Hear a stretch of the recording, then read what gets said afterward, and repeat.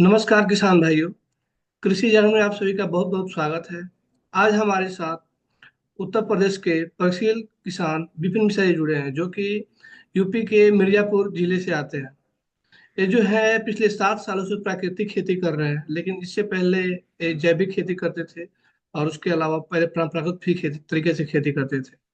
लेकिन परंपरागत तरीके से शिफ्ट होके जैविक खेती पे आए, लेकिन जैविक खेती से भी इनको लाभकारी प्राकृतिक खेती लगा। उसके बाद से प्राकृतिक खेती पे शिफ्ट हुआ है और ये प्राकृतिक खेती से अच्छा मुनाफा कमा रहे हैं कम लागत में।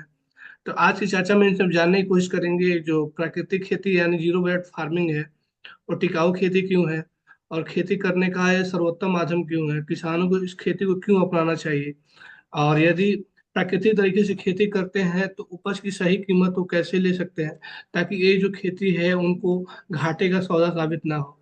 तो विपिन मिश्रा जी, आपका बहुत बहुत स्वागत है। मैं चाहूंगा कि सबसे पहले आप अपना परिचय दें। जी नमस्कार। मैं विपिन मिश्रा यूपी मिर्जापुर के भटेरा ग्राम सभा से हूँ और मैं एक किसान हूँ। जी, अगर आपकी शिक्षा की बात करें तो आपकी शिक्षा क्या रही है और आप पिछले कितने सालों से कृषि क्षेत्र से जुड़े हुए हैं? जी, जैसा कि शिक्षा की बात किया जाए तो मैं ग्रेजुएशन हूँ और मैं 15 साल एक दुकान पे, मेरी खुद की दुकान थी, इलेक्ट्रॉनिक दुकान। मैं 15 साल उसमें काम किया, लेकिन मैं उस बिजनेस से खुश नहीं था। मुझे लगा कि खेती करना चाहिए, क्योंकि मेरी खानदानी पेशा के खेती ही है। मेरे घर में कोई जॉब वाला व्यक्ति नहीं है। तो मैं आज 7 सालों से खेती में आया। जी, तो अगर हम बात करें कि बहुत सारे लोग ये सोचते हैं कि जो जैविक खेती है वो प्राकृतिक खेती के सिमिलर ही है, तो आपका क्या मानना है, इन दोनों खेती में क्या डिफरेंस होता है? जी, जब हम खेती में आते हैं तो हमने जब जैविक खेती, शुरू में मैं जैविक खेती ही किया। तो मैं जैविक खेती जब वर्मी कंपोस्ट या डायरेक्ट गोबर से खेती किया, तो मेरे खेतों में जो घास होता है बहुत अधिक मात्रा में उगने लगा। तो मुझे लगा कि ये तो घाटे का सौदा है। मेरी मजदूरी इतना लग रही थी कि घास उखाड़ने में, कि मैं अपनी लागत ही नहीं निकाल पाया। और जैविक खेती में मेरा पैदावार लगभग गिरता गया। मैं 3 साल तक उसमें फंसा रहा। उसके बाद मुझे पालेकर जी से मिलने का मौका मिला। महाराष्ट्र में सुभाष पालेकर जी हैं। तो उन्होंने बताया कि प्राकृतिक खेती अगर किया जाए तो हमारा जीवन भी और आर्थिक स्थिति दोनों सुधर सकता है। तो मैं वहां से प्राकृतिक खेती में आया, तो मुझे लगा कि हाँ, प्राकृतिक खेती में अच्छा है, क्योंकि प्राकृतिक खेती में हमारा उत्पाद घटता नहीं है। पहले साल से ही मेरा मेरा उत्पाद बढ़ने लगा। प्राकृतिक खेती करने के लिए किसान को सर्वप्रथम एक देसी गाय की आवश्यकता होती है, जबकि जैविक खेती में कम से कम 8-10 गाय की जरूरत होती है। प्रति एकड़ कितने एकड़ के लिए अब बात कर रहे हैं आप? 1 एकड़ के लिए, 30 एकड़ के लिए एक गाय काफी होता है। देसी गाय, एक देसी गाय से हम 30 एकड़ की खेती बहुत आराम से कर सकते हैं, जो कि हमारा पैदावार भी घटेगा नहीं, बढ़ेगा। तो इस तरीके से हमारा जो प्राकृतिक खेती है वो सबसे अच्छा है। वही जैविक खेती में अगर 30 एकड़ खेती करना हो तो कम से कम 10 पशु की जरूरत पड़ेगी। जी जी, बिल्कुल 10 पशुओं की आवश्यकता होगी, और अपने खेतों में इतने घास होंगे कि हम लागत इतना लगा देंगे कि पैदावार हमें नहीं मिल पाएगा। तो इस सब को मैं देखते हुए मैं लोगों को ये बताना शुरू किया कि प्राकृतिक खेती बहुत अच्छा है, उसे करना भी चाहिए। ये मेरा काम देख के हमारे मिर्जापुर में जो हमारी डीएम साहिबा हैं, उन्होंने 2 चैंपियन फार्मर का चयन किया। उसमें मैं भाग्यशाली था कि मेरा भी चयन हुआ। और मैं पूरे सोनभद्र जिले के हर गांव के जो महिला समूह संगठन है, आजीविका मिशन के तहत, मैं हर गांव के एक महिला को शिक्षित करने का मुझे मौका मिला, जिसमें गवर्नमेंट हमें 2,000 रुपया डे के हिसाब से रोज मुझे पैसा भी मिलता था। और प्राकृतिक खेती ऐसा खेती है जिससे कि मनुष्य का जीवन बच सकता है, हमारी प्रकृति बच सकती है। अन्यथा आने वाले दिन में जिस तरह से हमारा मौसम विपरीत हो रहा है, क्योंकि मनुष्य प्रकृति से है, प्रकृति हमसे नहीं है। अगर प्रकृति रूठ गई तो सब मारे जाएंगे।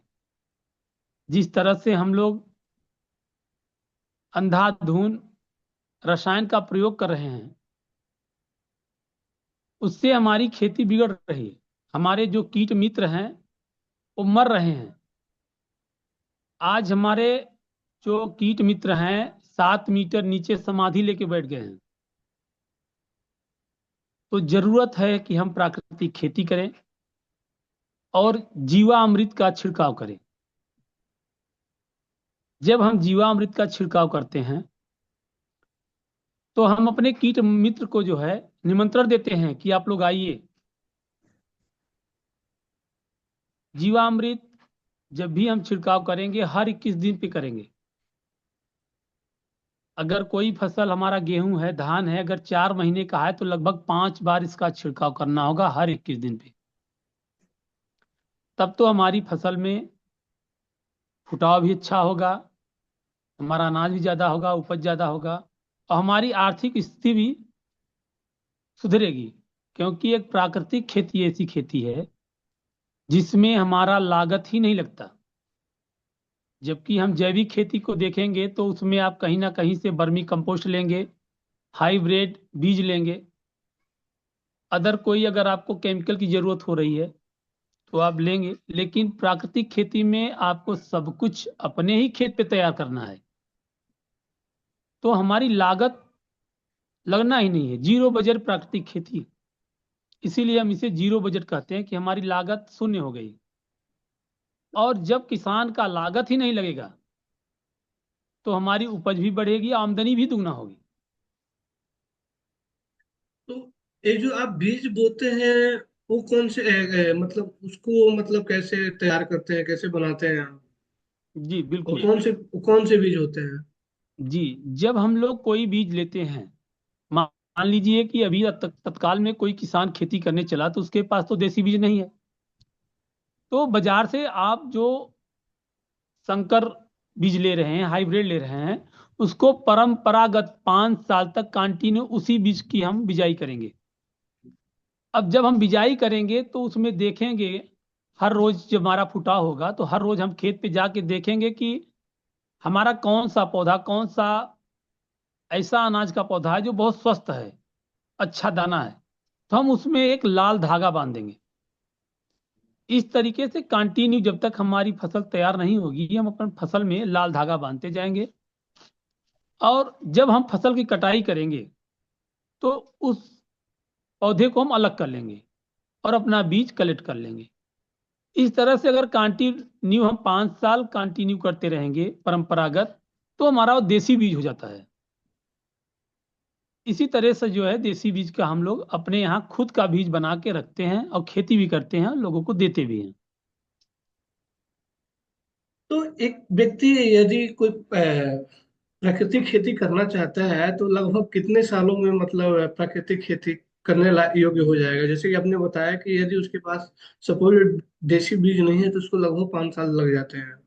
जी बिल्कुल। तो मतलब प्राकृतिक खेती में शिफ्ट होने में लगभग 5 साल लग जाएगा। जी बिल्कुल, अगर हमारे पास देसी बीज नहीं है तो हमें प्राकृतिक खेती में आने में कम से कम 5 साल लग जाएगा, उस बीज को देसी बनाने में। क्योंकि देसी बीज से ही हमारा पैदावार बढ़ेगा। कोई संकर अगर बीज हम ले रहे हैं तो उससे हमारा पैदावार नहीं होगा। हमारे पास एक धान का भी बीज है जो मैं अपने जिले में, अदर जिले में भी मैं इसको फ्री ऑफ कास्ट देता हूँ किसानों को। मैं उसका नाम देवना रखा हूँ, क्योंकि जब से हमारे यहाँ खेती हुई एक ही धान का हुआ। अगर उसमें आप कोई केमिकल या फर्टिलाइजर रसायन का प्रयोग करेंगे तो पैदावार ही नहीं होगा धान, क्योंकि वो देसी बीज है। उसको हम प्राकृतिक तरीके से अगर करते हैं तो हमारा 20 से 21 कुंटल एकड़ पैदावार है। वहीं अगर हम रसायन का प्रयोग करेंगे तो आपको 3-4 कुंटल एकड़ ही मिल पाएगा, इससे ज्यादा आपको नहीं मिलेगा। तो ये हमारे पास एक अपना खुद का भी रिसर्च है। इसको मैं अपने बीएचयू केवीके में भी रिसर्च के लिए दिया कि ऐसा ये बीज है। तो वहाँ के वैज्ञानिक इस साल लगाए उसको, धान को, उन्होंने उसमें केमिकल डाल दिया। उनका एक भी कुंटल नहीं पैदा हुआ, फुटाव ही नहीं हुआ। तो इस तरीके से देसी बीज है, और हर किसान के पास तो नहीं है, लेकिन जो हम प्राकृतिक खेती कर रहे हैं तो हम लोग के पास बचा के हम लोग रखे हैं धरोहर। तो इस तरीके से प्राकृतिक खेती का जो बीज होता है वो रसायन अगर आप डालेंगे तो उसको एक्सेप्ट ही नहीं करेगा।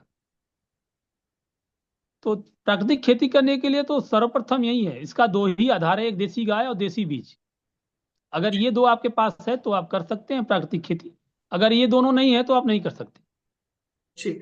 आपसे अगला सवाल मेरा ये है कि आप देखेंगे बहुत सारे किसान मुझसे जुड़ते हैं तो बताते हैं कि यदि हम रासायनिक तरीके से हट के जैविक खेती पे या प्राकृतिक खेती पे शिफ्ट होते हैं तो उपज में थोड़ा सा प्रभाव पड़ता है, और इसलिए हमको इसकी अधिक कीमत चाहिए। और वो जो उस तरह का बाजार अभी हमारे उपलब्ध नहीं है, तो इसमें कभी कभार नुकसान का भी सामना करना पड़ता है। तो आपने जैसा कि बताया कि मतलब उपज इसकी अच्छी होती है, तो आपके अकॉर्डिंग इस इस विधि को अपनाने से कि क्या कृषि उत्पादन में कमी आती है या बढ़ती है, या फिर इन जिन किसानों को इस तरह का सामना करना पड़ा है उनको आप क्या सुझाव देना चाहेंगे? हम तो लोगों को यही कहेंगे, जैसे लोग बोल रहे हैं कि जैविक खेती या प्राकृतिक खेती करने से हमारा उत्पाद घट रहा है, तो ये उनकी सोच गलत है। आप जब जैविक करते हैं तो आपका उत्पाद घटेगा, लेकिन जब आप प्राकृतिक खेती करेंगे तो आपका उपज घटेगा नहीं, बढ़ेगा। हम लोगों को ये बोलते हैं कि पहले अगर आपके पास अगर थोड़ा भी जमीन है तो एक बिस्से में, दो बिस्से में आप खेती के थोड़े टुकड़े में आप करके देखिए, क्या वाकई में बढ़ता है कि घटता है। लेकिन आपके पास देसी बीज और देसी गाय होना चाहिए। अगर आप केवल गोबर खाद या बर्मी कंपोस्ट ले कर रहे हैं तो आप फेल हो जाएंगे, उसकी उपज नहीं होगी। क्योंकि जो बर्मी कंपोस्ट है, अगर उस खाद से देखा जाए तो केवल बागवानी खेती हम कर सकते हैं। अनाज के लिए तो आपको प्राकृतिक खेती करना होगा, जो कि प्राकृतिक खेती के चार स्तंभ हैं। आपको बीजामृत बनाना होगा, जो कि बीज को आपको शोधने के लिए बीजामृत तैयार करना होगा। फिर जीवामृत है, आच्छादन है, और वापसा। तो ये कहाँ कहाँ जरूरत पड़ता है, ये किसान को ध्यान देने की आवश्यकता है। जैसे हम आलू की खेती करते हैं, गोभी की खेती करते हैं, तो वहाँ हम आच्छादन कर सकते हैं वहाँ हमारा बहुत अच्छा रिजल्ट आएगा। लेकिन अब हम गेहूं या धान में आच्छादन थोड़ी नहीं कर सकते, तो वहाँ पे आपको तो जीवामृत का ही काम करना होगा। अब जहाँ वापसा होता है, वहाँ जैसे हम पौधे लगाए हैं तो जो हम लोग किसी भी अगर खेत को पानी से डुबो देते हैं तो भरने का तरीका, सिंचाई करने का तरीका हमारा गलत है। क्योंकि कोई भी पौधा है तो पौधे को 50% वाष्प चाहिए और 50% हवा। तो हवा और वाष्प के जरिए उसको पानी चाहिए। हम लोग करते क्या है कि सिंचाई मतलब ट्यूबवेल चालू कर दिए और पूरा खेत डूब गया। तो ऐसे में तो हमारा पौधा मर ही जाएगा, तो पैदा कहाँ होगा। तो कुछ ऐसी जानकारियां होती है जो जहाँ पे किसान गलतियां कर देता है, और फिर बोलते हैं कि हम मैंने प्राकृतिक खेती किया और मेरी उपज नहीं हुआ। तो उपज इस तरीके से नहीं होगा, क्योंकि प्राकृतिक खेती एक ऐसी खेती है जिसमें केवल 10% पानी की आवश्यकता होती है।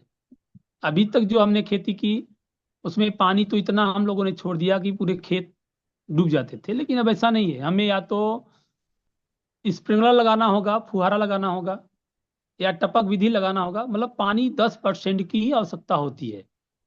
हमारी लागत भी नहीं लगती, मजदूरी भी घटती है। तो इस तरीके से प्राकृतिक खेती लाभ की खेती है, हमारी उपज ज्यादा होती है जब आप उसे सही तरीके से करेंगे तब। किसी ने बता दिया आपको कि प्राकृतिक खेती, आपने जीवामृत बना लिया, बनाने का तरीका आपको पता है, बना लिया, लेकिन आपने डालने का तरीका आपको नहीं पता है कि किस तरीके से डालना है इसको, तो भी हम फेल है। तो पहले प्राकृतिक खेती में लोगों को जानना चाहिए क्या है प्राकृतिक खेती, किस तरीके से करना चाहिए, तब समझ में आएगा कि हमारी उपज घट रही है कि बढ़ रही है। जी। आपसे अगला क्वेश्चन ये है कि प्राकृतिक खेती में भूमि की उर्वरता क्षमता बनाए रखने के लिए कौन से उपाय आमतौर पर अपनाए जाते हैं?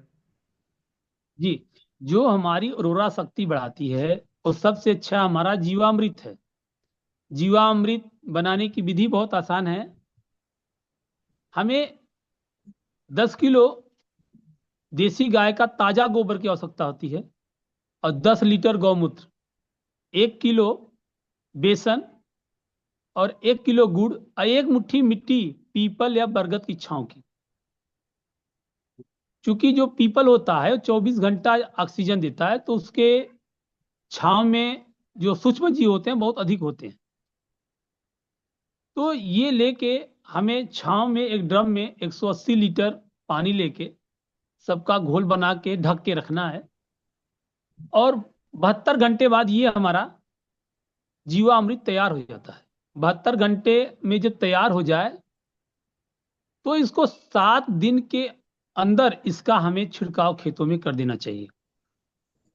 उससे हमारा उर्वरा शक्ति जो होता है, जो हमारे कीट मित्र इसमें हैं, ये जब खेतों में पहुंचेंगे तो तेजी से काम करेंगे, तेजी से जड़ों तक जो हमारे फसल के जड़ को आवश्यकता है जो पोषक तत्वों की, उसको ये बढ़ा देते हैं, काम करते हैं इतना तेज कि उसकी उर्वरा शक्ति भी बढ़ जाती है खेत की। हमारी उपज भी, हमारे फसल भी देखने को मिलते हैं कि उसकी जो पौधे हैं वो बहुत स्वस्थ हो जाते हैं। तो इसीलिए उर्वरा शक्ति बढ़ाने के लिए हर 21 दिन पे हमें जीवामृत का छिड़काव करना हो सकता है। अच्छा, एक जानकारी मैं चाहता था कि जैसे कि आपने फार्मिंग का बताया, यदि कोई प्लांटेशन करता है तो क्या है जो ये जो चीजें जो आप बता रहे हैं उस पर भी अप्लीकेबल होती है? कोई प्लांटेशन कर रहा है तो बाकी कौन जी करवा रहा है? बिल्कुल बिल्कुल। हम कोई भी अगर पौधा लगाते हैं तो पहले हमें अपने बीजामृत से ट्रीटमेंट करना होगा। कोई भी पौधा हो, अगर वृक्ष हो या पौधा हो, सबका ट्रीटमेंट लगाएंगे तो जो हमारे पौधों के जड़ में जो रोग लगते हैं, जो कीट लगते हैं, वो नहीं लगेंगे और हमारा पौधा स्वस्थ रहेगा। तो उसके लिए तो क्या कर जरूरी है सकते हैं? आप। जी उसके लिए जैसे जैसे मान लीजिए सपोज डेट आपने बहुत सारे बांधती घर में आपके आते हैं, आपका महोगनी हो गया, सागवान हो गया, सिंबल हो जी। गया, बहुत सारे पौधे आते हैं, तो इसमें आप किस तरीके से इस्तेमाल करते हैं आप लोग? जैसे अब कोई हम पौधा या पेड़ लगाएंगे तो जीवा अमृत और बीजा अमृत, ये दोनों आवश्यकता होता है। लेकिन ट्रीटमेंट जब हम बीजा अमृत कर लेंगे उसके बाद हमारे पौधों में दीमक की शिकायत बहुत तेजी आती है। तो दीमक के लिए जब हम बीजा अमृत का घोल बनाएंगे तो उसमें 10 ग्राम हींग डालेंगे। हींग डाल के उस पानी में तो उसका जो है ट्रीटमेंट करके लगाएंगे तो जो हमारे जड़ों में दीमक लगती है तो कोई दीमक का प्रकोप उसमें नहीं लगेगा। और हर 21 दिन पे हम अपने जीवामृत का उसको टपक विधि से सिंचाई करेंगे, न कि अधिक मात्रा में पानी देके। तो टपक विधि से देंगे तो कोई भी अगर हमारा महोगनी का पौधा है या सागौन है या कोई फल का वृक्ष है, आम का है, तो हमारा ग्रोथ बढ़ जाता है। बीच बीच में जब बरसात आने के 1 महीने पहले हमें उस पौधे के आसपास गुड़ाई करके जो बूझा हुआ चूना होता है, बूझे हुए चूने का घोल बना के 100 ग्राम, 100 ग्राम एक पौधे के लिए घोल बनाएंगे हम। और उसका जो तना है, जहां तक तना हम मिल जाए हाथों से, उसकी पेंटिंग करेंगे और बाकी बचे हुए को उसके 4 फीट के गोले आकार में उसको डाल के गुड़ाई कर देंगे। तो उससे आने वाले समय में बरसात में जब किसी भी कीड़े का प्रकोप बढ़ेगा तो हमारे पौधे तक वो कीड़े नहीं जाएंगे और वहां से दूर हो जाएंगे, हमारा पौधा सुरक्षित रहेगा। ठीक। अच्छा, जैसा कि आपने शुरुआत में कहा कि क्लाइमेट चेंज का आपने पे चर्चा की थी, तो उसी से जुड़ा एक मेरा सवाल है कि जो प्राकृतिक खेती है, तो यदि कोई किसान करता है तो उसका पर्यावरण पे क्या प्रभाव पड़ता है? जी बिल्कुल। जब हम प्राकृतिक खेती करते हैं तो इसका नाम ही है प्राकृतिक खेती। तो जब हम प्राकृतिक खेती करेंगे तो अपने खेतों में जीवामृत का छिड़काव करेंगे तो आने वाले दिन में हम देखेंगे कि हमारे खेतों में जो हमारे देसी केचुआ होते थे, हमारे देसी केचुआ जो होते थे वो मिट्टी खाते थे, और वो एक छेद से जाते थे और दूसरे छेद से आते थे। तो जब बरसात होती है, हम लोग के खेत में आज भी देखने को मिलता है कि जब बरसात होती है तो खेत में पानी तो डूबता है, लेकिन 1-2 घंटे में पानी धीरे धीरे उस छिद्र से जो है नीचे की तरफ चला जाता है, हमारा जो है वाटर लेवल ऊपर आता है। अदर जगह हम देखते हैं कि जब बरसात होती है तो लोगों का पूरा खेत ही बह जाता है, मेड़ टूट जाता है। तो इस तरह से कहीं ना कहीं जिम्मेदार तो हर किसान है जो हमने रसायन का प्रयोग किया, रोटावेटर का प्रयोग किया, इससे हमारी मिट्टी खराब हो रही है, हमारा वातावरण पे प्रभाव पड़ रहा है इसका। क्योंकि पानी जो बरसात हुई वो निकल गया, बगैर मौसम का बरसात हो रहा है, कहीं गर्मी है कहीं ठंडी है। ये सब देखने को इसीलिए मिलता है क्योंकि हम लोगों ने अपना जो पानी का रिचार्ज करने का वो था, हमने उसको खो दिया, मैंने उस जीव को ही मार दिया। तो जरूरत हमें आज इसी का है, क्योंकि पर्यावरण में आज जितना भी हम लोग देख रहे हैं, पेड़ कट रहे हैं, पेड़ लोग लगा नहीं रहे हैं। तो प्राकृतिक खेती में ये है कि आपको अपने मेड़ों पर पेड़ भी लगाना हो सकता है, क्योंकि जब आप पेड़ लगाएंगे तो तरह तरह के पक्षी आएंगे। तो वैसे भी हमारे जो खेत में अदर कीड़े होंगे तो पक्षियां उनको उठा ले जाएंगी, खा जाएंगी। तो जरूरत भी है कि अपने पर्यावरण को हम बचाएं। प्राकृतिक खेती ऐसा है कि अपने पर्यावरण को बचाकर अपना खेती करें, अपना बागवानी भी करें। क्योंकि जो किसान है अगर केवल खेती कर रहा है तो भी वो फेल हो जाएगा। प्राकृतिक खेती में पौधों का, वृक्षों का बहुत बड़ा महत्व है। तो मैं अपने किसानों को ये भी संदेश देना चाहूंगा कि वे जब भी खेती करें तो अपने मेड़ों पर पेड़ जरूर लगाएं। क्योंकि जीवन अगर बचाना है तो पहले पेड़ लगाना है। जब महामारी आई, कोरोना आया, कोविड का समय, तो हम लोग को देखने को मिला कि सबसे अधिक जो है ऑक्सीजन की कमी हो गई। हमारे वातावरण में कार्बन डाइऑक्साइड की मात्रा ज्यादा है, ऑक्सीजन कमी है। आज भी कोई महामारी कब आ जाएगी किसी को नहीं पता। तो जहाँ किसान है, मैं तो यही कहना चाहूंगा, जो किसान है अपने खेतों पर, अपने घर पर इतने पेड़ पौधे लगाएं कि वहां पे ऑक्सीजन की कमी ना हो।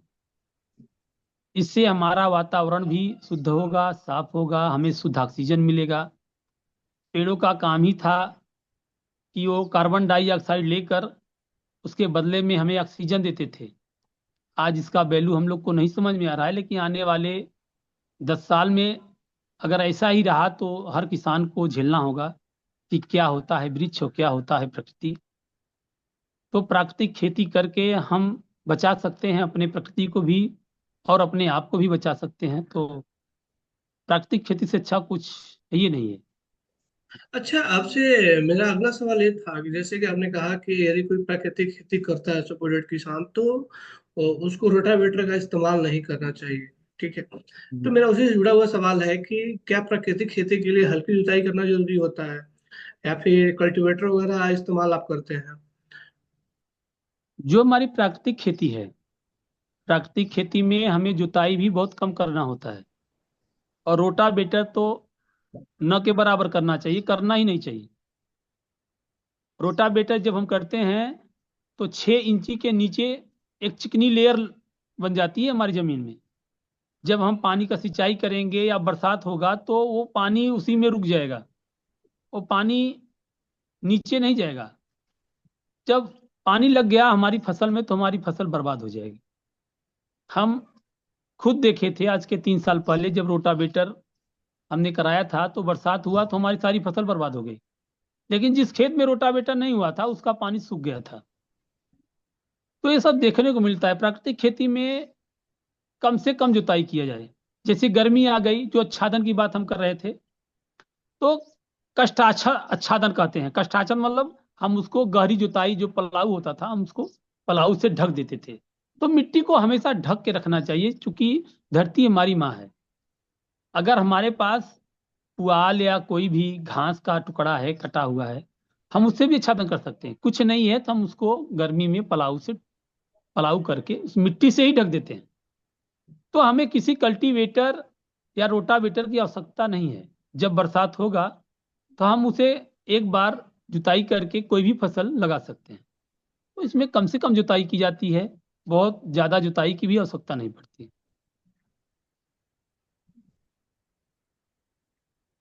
अच्छा, यदि हम प्राकृतिक तरीके से खेती करते हैं तो जो उपज होती है उसकी गुणवत्ता कैसी होती है? कि जब हम प्राकृतिक खेती का अनाज या कोई फल सब्जी खाएंगे तो आपको उसका टेस्ट मिलेगा। आपको लगेगा कि ये मैंने बचपन में खाया था। आज जब हम लोग खेती करते हैं, इस 3 साल के बीच में जो हमारे पास अनाज पैदा हुआ, तो लोगों ने, जिसको मैंने दिया, उन लोगों ने बोला कि हाँ, ये स्वाद मैंने बचपन में हम लोग को मिलता था। क्योंकि अगर हम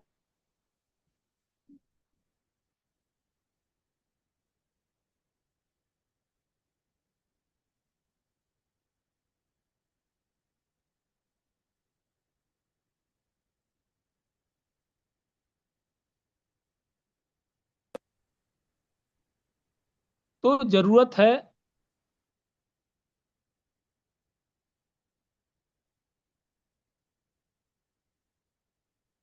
विपिन जी, आप अपना कैमरा ऑन कर लीजिए।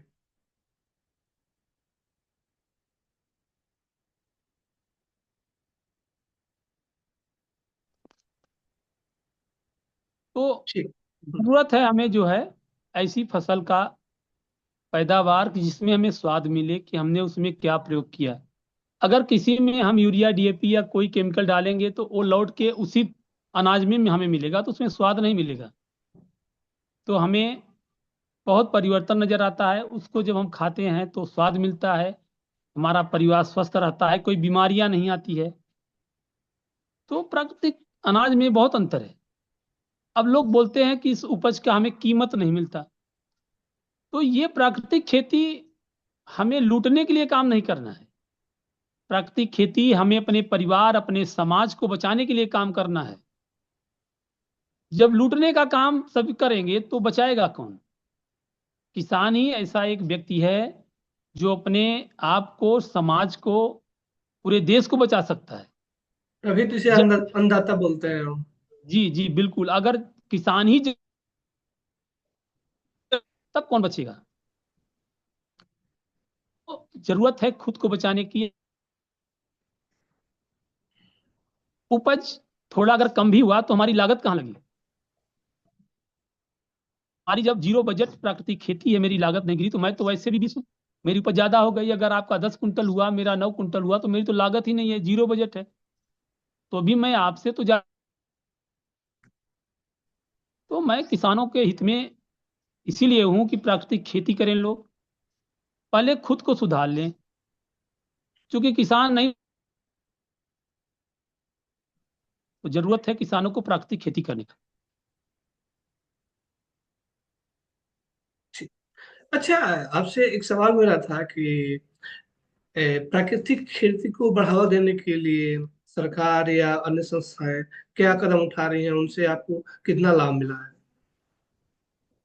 जी, जो सरकार अभी तक अपनी योजना लेके आई प्राकृतिक खेती या जैविक खेती को बढ़ावा देने के लिए, वो केवल देखने को मिलता है कि ऑफिस के पेपर पे ही रह गया, किसानों तक पहुंचा ही नहीं।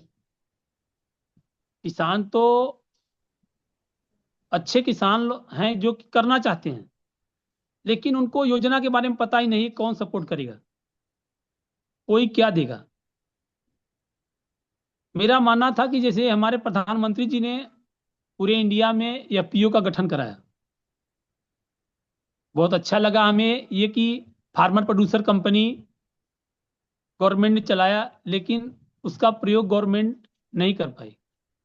मेरा मानना था कि अगर गवर्नमेंट, जैसे कि 80% सब्सिडी हर एफपीओ को मिला, उसी जगह सरकार को अपना जो है एक रूल निकालना चाहिए था कि हर एफपीओ को हर साल कम से कम 2000 पौधा लगाना होगा।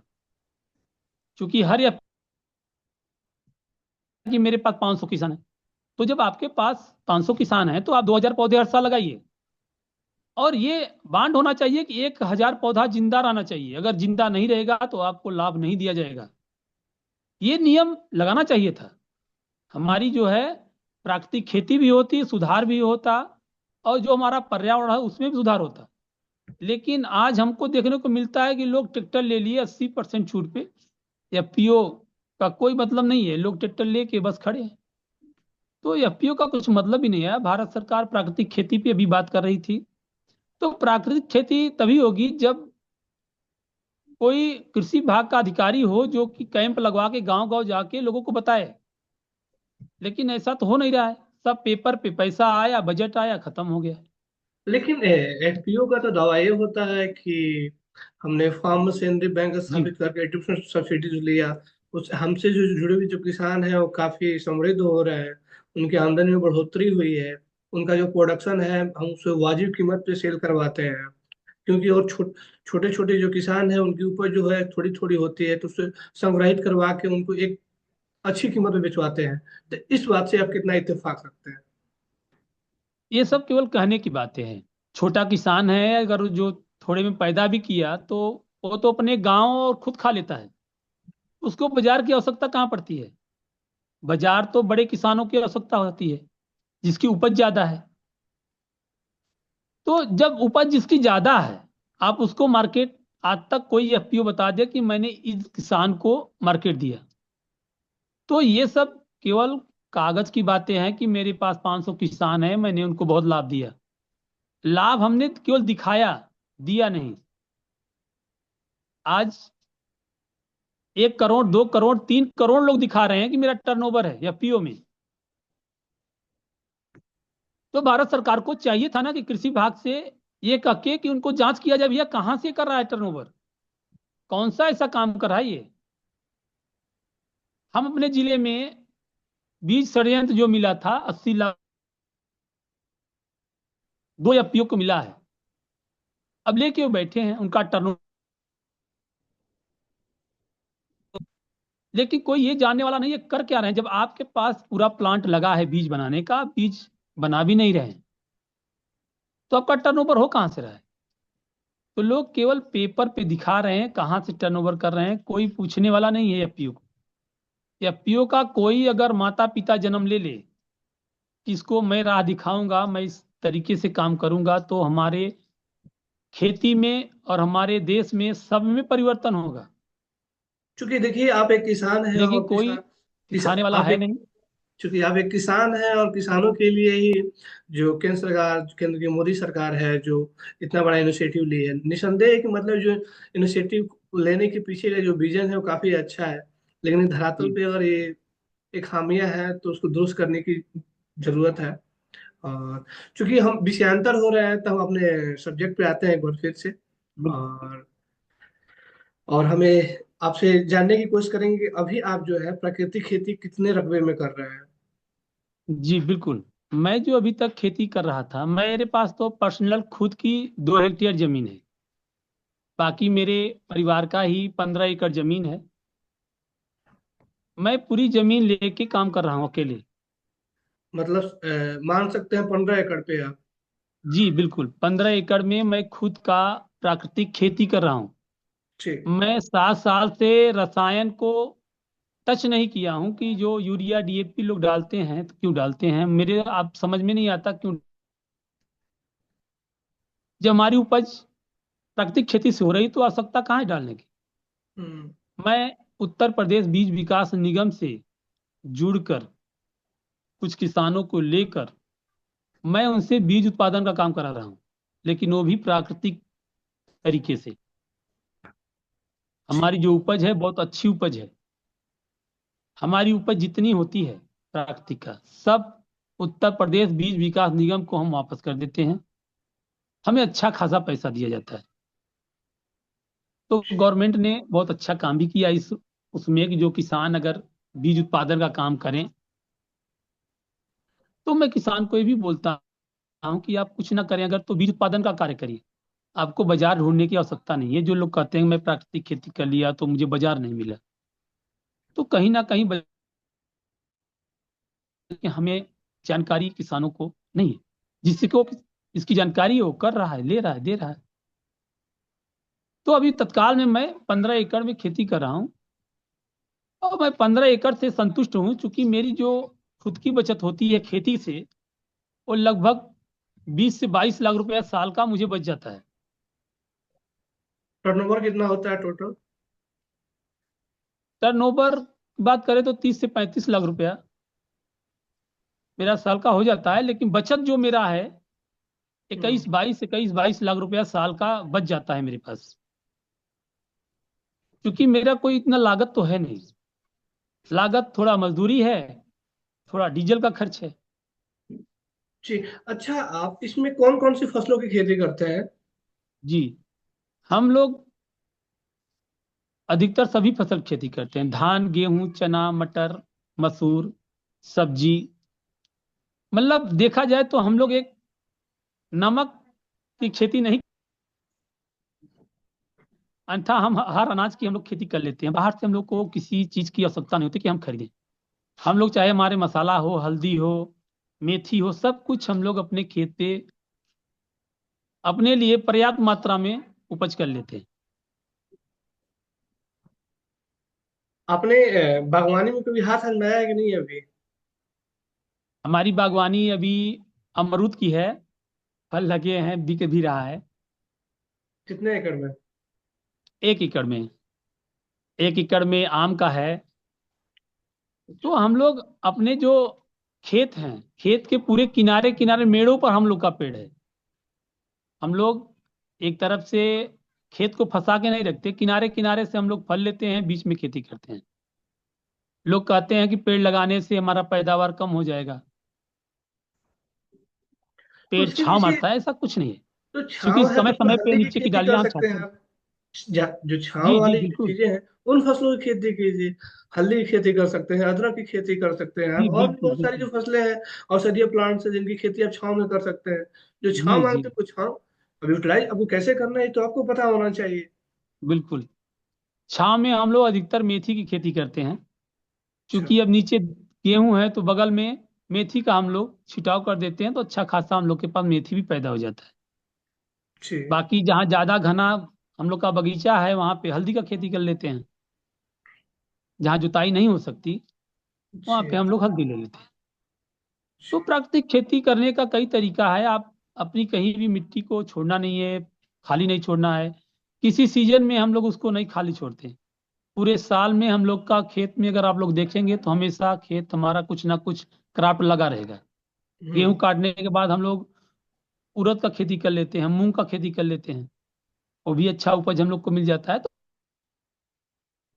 ये हमारा हो जाता है। फसल चक्र हो गया तो हमें ऑलरेडी किसी डीएपी की आवश्यकता नहीं है। तो किसानों को ये भी देखना चाहिए कौन सी फसल लगाएं कि अगली फसल को सपोर्ट करे।